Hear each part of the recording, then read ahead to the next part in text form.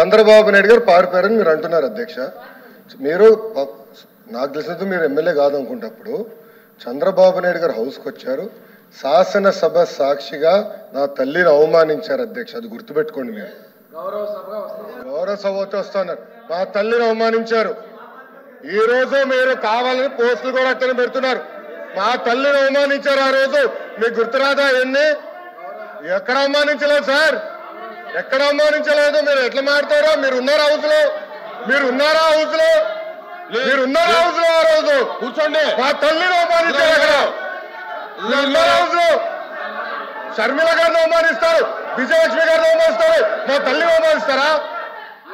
ఏం గుర్తురాదా మీకు? అదే ఒక్క నిమిషం నేను కూడా మాట్లాడచ్చు. గుర్తుపెట్టుకోండి. ఒక్క నిమిషం నేను కూడా మాట్లాడండి.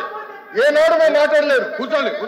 ఏనాడు జగన్మోహన్ రెడ్డి గారి కుటుంబం గురించి మేము ఏనాడు మాట్లాడాల? నేను ఏనాడు మాట్లాడాల? మా సభ్యులు ఏనాడు మాట్లాడాల? కూర్చోండి. శాసనసభ సాక్షిగా మా తల్లిని అవమానిస్తే కూర్చోమంటారా? కూర్చోమంటారా?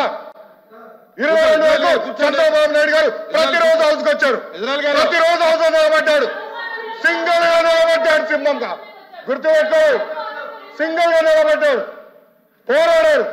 ఆ రోజు మా తల్లిని అవమానించారు కనుకనే బాధ తట్టుకోలేక సభ బైకాట్ చేసి బయటకు వెళ్ళారు. కానీ ఎమ్మెల్యేలు ఉన్నారు ఇక్కడ. నిమ్మల రామారెడ్డి గారు వెళ్ళారు, స్వామి గారు ఉన్నారు, ఇతర గొట్టపాటి రవి గారు వెళ్ళారు. అది మాకున్న చిత్తశుద్ధి అండి. ఈ రోజు మీ ఎమ్మెల్యేలు ఎందుకు రావట్లేదు అని అడుగుతున్నా. 10 మంది జగన్మోహన్ రెడ్డి కాకుండా, జగన్మోహన్ రెడ్డి గారు కాకుండా 10 మంది ఉన్నారు, రాలేదు. ఎవరైతే ఆ రోజు అవమానించారో టికెట్ ఇచ్చారు కదా అధ్యక్ష. మళ్ళీ సమర్థిస్తాం కాదా అది?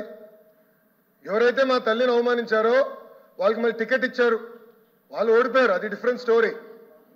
బట్ టికెట్ ఇచ్చినప్పుడు సమర్థిస్తాం కాదా అధ్యక్ష? అది ఎట్లా మారుతారు అధ్యక్ష? ఎల్ఓపి గారు దయచేసి ఆలోచించమని కోరుతున్నా.